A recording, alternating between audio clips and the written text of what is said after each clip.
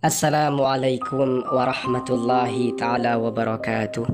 Bismillahirrahmanirrahim. Alhamdulillahi rabbil alamin. Allahumma salli ala Sayyidina Muhammad. Pada kesempatan kali ini kita akan mengkaji kajian seputar perwik-wikan, masuknya pisang ke dalam apem tapi dalam kondisi haid. Bagaimana hukumnya dan bagaimana penjelasannya secara detail? Mari kita simak kajian berikut ini. Semoga bermanfaat. Bismillahirrahmanirrahim. Wala yujami'u, dan seorang suami tidak mewik-wik istrinya, wahwa sedangkan adapun suami khalin minat ta'ami jiddan, ia sangat kosong dari makanan, berarti kondisinya sedang sangat lapar. Fa inna minhu, karena sesungguhnya dari hal itu yahsulu terjadi ad-dararu, apa bahaya. Wa afdalul jima'i, sedangkan adapun paling utamanya berwik-wik, ma adalah kondisi waqa'a yang terjadi ba'dal hatmi, setelah pencernaan makanan, artinya setelah makanan itu dicerna dengan baik.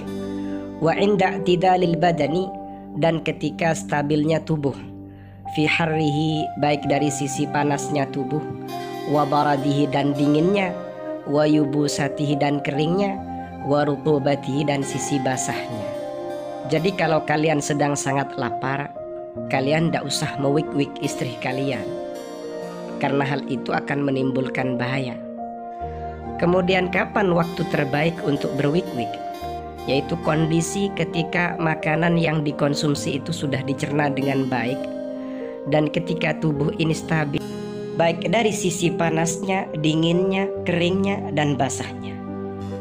Wa amma mujama'atul haidi, adapun mewik-wik wanita yang haid, wa nufasai, dan mewik-wik wanita yang nifas, fafihima da'un azimun, pada kedua kondisi perempuan ini da'un azimun, terdapat penyakit yang dahsyat, wa dararun jasimun, dan bahaya yang besar, bisa babi dzalika dam, disebabkan darah itu ar-radi'i, yang buruk, alladzi, yang yajlibu, menarik, al-ufunata, pada kebusukan, kerusakan, wal wasakha, dan kotoran, minal akhlati, dari beberapa campuran, an jismiha, dari tubuhnya.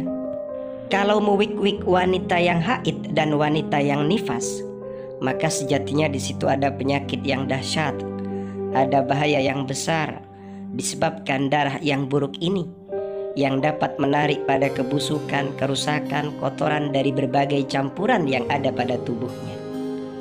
Faham ya?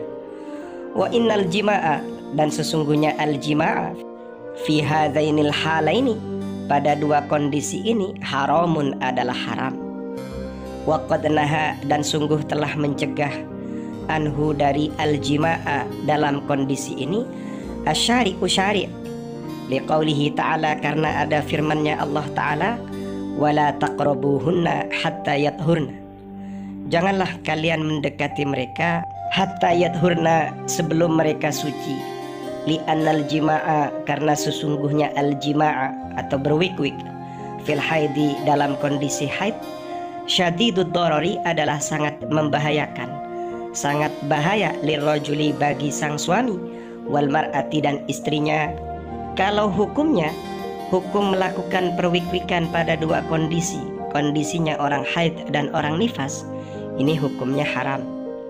Syari' telah mencegah, telah melarang terkait dengan al-jima'a pada dua kondisi ini, karena ada firman-Nya Allah Ta'ala, wala taqrabuhunna hatta yathurna. Kemudian sesungguhnya al-jima'a atau berwik-wik dalam kondisi haid ini sangat berbahaya, yang bahayanya kembali kepada yang lelaki, kepada sang suami dan juga istrinya. Wa qad ruwiya, sungguh telah diriwayatkan anin Nabi sallallahu alaihi wasallam, dari Nabi Muhammad sallallahu alaihi wasallam, annahu, bahwasannya Nabi Muhammad, amara, beliau memerintah, rajulan, pada seorang laki-laki, ata, yang mewik-wik atau mendatangi zaujatahu, istrinya, wahia, sedangkan adapun istrinya haidun, adalah wanita yang haid, Faqala, lalu bersabda siapa Nabi, in kana fi ibtidaihi, jika dilakukan di awal mula haid, faltatasaddaq bidinarin, hendaknya engkau bersedekah dengan 1 dinar. Wa in kana fi idbarin, jika menjelang akhirnya haid atau mampetnya haid, fabinisfi dinarin, maka dengan 1/2 dinar. Wa hadza, adapun hal ini, ala tariqil istihbabi, adalah menggunakan cara disunnahkan. Wa alaihi, dan wajib baginya, al istighfaru, meminta ampunan kepada Allah, wa taubatu, dan bertaubat. Pada hadis ini hukumnya disunnahkan bagi mereka yang mewik-wik istrinya yang sedang haid, tapi tetap kalau ditanya hukumnya haram. Makanya di situ ia wajib beristighfar dan bertaubat kepada Allah. Wa man jama'a haidan, barang siapa yang mewik-wik istrinya dalam kondisi haid, wa waladat, dan kemudian sang istri melahirkan, fa innahu yakunu majadzuman, maka kemungkinannya anaknya itu terkena penyakit lepra, au aqra'a, atau botak rambutnya, rontok rambutnya. Jadi ditakutkan orang yang mewik-wik istrinya dalam kondisi haid, anak yang lahir dari rahimnya itu terkena penyakit juzam atau lepra, atau rambutnya botak, rambutnya rontok, kepalanya botak maksudnya.